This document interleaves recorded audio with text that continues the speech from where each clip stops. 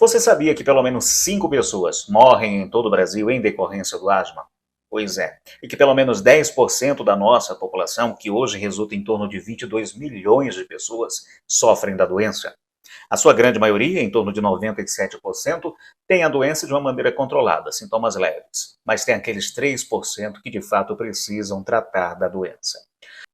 Um estudo recente comprovou que 12,3% dos pacientes que têm asma estão com a doença controlada, mas tem aqueles 32,4% que precisam seguir à risca toda a medicação e recomendações passadas e prescritas pelos médicos. O asma hoje é a terceira maior doença que mais tem internações no SUS no Brasil. É uma doença crônica e precisa ser tratada. Na maioria dos casos, o tratamento é diário e o paciente ele precisa ser sempre reavaliado para ver como é que está a situação. E de pelo menos 4 em 4 meses voltar a uma análise clínica para verificar se algo precisa ser mudado. Hoje, dia 3 de maio, é o Dia Mundial de Combate ao Asma. E a gente vai procurar entender um pouquinho mais sobre essa doença que afeta tanta gente. Como se prevenir, as causas da doença, como se precaver numa possível crise que do nada pode acontecer. E quem bate um papo conosco aqui neste momento é a doutora Patrícia Canto Ribeiro, ela que é a médica do trabalho, tisiologista e ainda pneumologista do Centro de Estudos de Saúde do Trabalhador e Ecologia Humana da Fiocruz, do Rio de Janeiro. Doutora, bem-vinda, muito obrigado por nos atender. Obrigada, eu que agradeço o convite. Doutora, vamos lá, vamos começar entendendo o que é a doença. O que é o asma? Bom, a asma ela é uma doença inflamatória das vias aéreas, que é caracterizada, então, basicamente por crises, e essas crises elas envolvem geralmente tosse, falta de ar e aquele barulhinho no peito que os médicos conhecem como sibilância, que a maioria das pessoas associa aquele barulhinho de gato, né? Um chiado no peito, na maioria das vezes. Então, essas crises, elas podem ser frequentes, recorrentes, e podem ser desencadeadas por algumas situações, até mesmo infecções virais, por exemplo. Doutora, vamos pegar aqui a questão do clima, do tempo, né? Eu, por exemplo, que sou pernambucano, um período como esse, no momento, nós temos a umidade relativa do ar no Nordeste muito alta. É um período muito chuvoso, de muita chuva. Já aqui no Centro-Oeste, no Mato Grosso do Sul, nós temos o período de outono indo para inverno, só que um pouquinho seco, né? O clima ameno, mas muito seco, umidade relativa do ar muito baixa. Essa questão do clima pode contribuir para a pessoa vir a ter o asma? Sim, pode contribuir sim, especialmente mudanças climáticas, né? Os climas às vezes mais frios podem desencadear a própria locais mais frios, até locais de trabalho, né? Não só o clima de um modo geral, mas às vezes pessoas que trabalham em locais frios, por exemplo, com frigoríficos, essas coisas podem ter crises relacionadas a isso.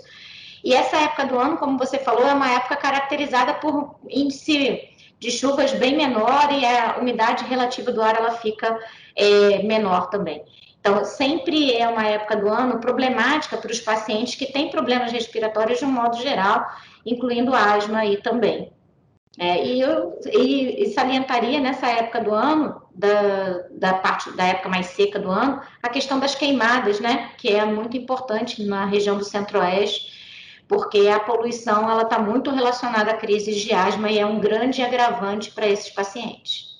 Uma pessoa ela pode ter o asma de uma forma hereditária, pode pegar dos pais, enfim. Existe alguma característica, sim, que a pessoa pode desenvolver asma por questões hereditárias, né? Pode ter essa propensão já na história familiar, mas não é obrigatório. A pessoa pode não ter histórias familiares de asma e desenvolver crises e sintomas da doença ao longo da sua vida, em qualquer momento, na infância, na adolescência ou na vida adulta. Que outras características do dia a dia que às vezes a gente acaba não percebendo que pode contribuir para que uma pessoa venha a desenvolver o asma? A gente se preocupa muito com infecções virais. Alguns tipos de vírus eles podem estar relacionados a desenvolvimento de crises asmáticas, não é? Como eu falei, a questão da poluição, mudanças climáticas importantes. Esses seriam os principais. A asma, ela é conhecida como bronquite, né? Tem alguma diferença nisso aí, né? Quantas existem? Quantos tipos de asma existem, doutora? Geralmente a gente tem, as pessoas conhecem, né, popularmente como bronquite, bronquite asmática. A asma às vezes pode se confundir com a doença pulmonar obstrutiva crônica, que é uma condição um pouco diferente, mas que também pode cursar com crises de dispneia e também chiado no peito. Mas a verdade, a asma, ela geralmente a gente associa a asma a estados alérgicos e a gente pode ter também a asma não alérgica, mas comumente falando assim. Deixa eu pegar gancho então, já que a senhora tocou no assunto relacionado, né, à questão da alergia. Como é que a pessoa pode distinguir uma crise alérgica, asma, uma sinusite, uma bronquite, porque é tudo voltado para a questão aí respiratória que afeta muita gente nesse período. É verdade. Bom, primeiro a pessoa não deve procurar atendimento por conta própria, né? Se automedicar. Deve sempre procurar um atendimento num serviço de saúde, consultar um médico. Geralmente, as crises alérgicas, a pessoa já costuma ter outras crises, né? Dificilmente a pessoa abre um quadro de alergia sem já ter tido outros quadros antes. Claro, sempre tem a primeira vez, mas a alergia costuma ser recorrente. A asma também, ela pode ter crises, mas o principal diferencial em crises alérgicas e de asma é a questão da dispneia, né? A falta de ar, essa sibilância, o chiado no peito. As crises alérgicas, geralmente, elas têm manifestações oculares, vermelhidão, coriza, espirros, o que não, sintomas mais altos, né? Coisa que a gente não costuma ver na asma.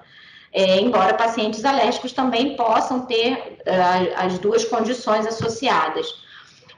As questões de sinusite também, a sinusite são sintomas respiratórios mais altos, né? De congestão, pode ter secreção purulenta nasal, cefaleia, dor de cabeça, enfim, são sintomas mais altos. Mas o importante para a diferenciação é realmente sempre procurar um atendimento médico.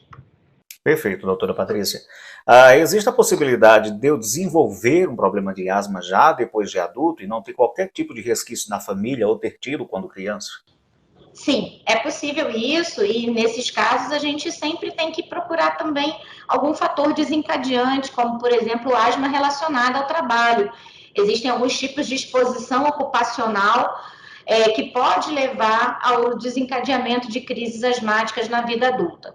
Embora não seja obrigatório, a pessoa pode desenvolver a asma em qualquer fase da vida, mas a gente sempre tem que procurar também se não há no ambiente de trabalho da pessoa algum fator de risco para isso, principalmente para aqueles que nunca tiveram crises em nenhum momento da vida. Havendo esses fatores de risco dentro do serviço, né, a pessoa vai identificar como. Geralmente a questão do clima, ou uma pessoa, por exemplo, como a gente, jornalista, radialista, que trabalha num estúdio do qual o ar-condicionado está ali, sai, está aquele calorão lá fora, isso pode contribuir, a gente tem que se atentar? Geralmente são exposições ambientais no local de trabalho, mais a produtos químicos, a agentes químicos, poeiras, ou poeiras orgânicas ou poeiras inorgânicas, mais esse tipo de exposição. É claro que se você trabalha num local muito frio, isso também pode desencadear crises. O mais importante é que o médico saiba fazer as perguntas corretas no momento do diagnóstico para esse paciente, porque às vezes a gente trata as crises do paciente, mas se a gente não identifica um fator desencadeante, a pessoa vai ter um controle mais difícil dos sintomas. Doutora Patrícia, o que seria o asma com obstrução fixa? Bom, a asma ela se caracteriza exatamente por obstruções que são reversíveis do fluxo aéreo. Então, durante as crises, a gente tem um processo de obstrução das vias aéreas, que é o que dificulta a respiração e que dá aquele barulhinho do ar passando que a gente conhece como chiado, né? Como sibilos. Se a asma ela não for adequadamente tratada ao longo do tempo, esse processo de obstrução ele pode se tornar fixo e a pessoa tem então um quadro mantido de obstrução das vias aéreas, mesmo que ela não perceba. A gente consegue identificar isso através de exames, através da espirometria, que é o exame, digamos assim, ideal para a gente poder acompanhar esses pacientes e controlar exatamente esses sintomas. O fator de peso, né? Uma pessoa que tem obesidade ou está acima do peso, ela pode ter um risco maior de desenvolver ou até mesmo, né, de agravar a situação, caso já tenha? A obesidade ela não está relacionada exatamente à asma em si, mas se a pessoa tiver uma condição de muito aumento de peso, isso pode dificultar durante as crises de dispneia e a pessoa ter então mais dificuldade para respirar naquele momento, né? Mas a obesidade em si não por si só um fator de risco para a asma, mas ela pode sim agravar o tratamento da asma no momento de crise. Ela pode ser induzida também pelo exercício físico? O exercício físico ele pode desencadear crises em pacientes que tenham asma, né? Especialmente aqueles pacientes que não estão adequadamente tratados, né? Então, sim, mas não é impeditivo aos pacientes que têm asma a realização de atividades físicas. Eles podem realizar atividade física desde que adequadamente tratados e com a doença controlada. Para os pais que estão nos acompanhando, né, de que maneira ele pode monitorar o filho, ver que tem alguma coisa irregular ali, que pode estar desencadeando um asma para uma pessoa que não teve convivência com uma pessoa que já teve? Acho que o principal são crises, como eu falei, de tosse, não é? A questão do barulhinho quando vai respirar, o chiado no peito. E crianças maiores costumam reclamar já de falta de ar, de peso no peito, na hora de dificuldade para respirar, ou alguma dificuldade na hora que vai fazer algum exercício. As crianças, elas, mesmo as menores, elas conseguem falar muito bem sobre isso.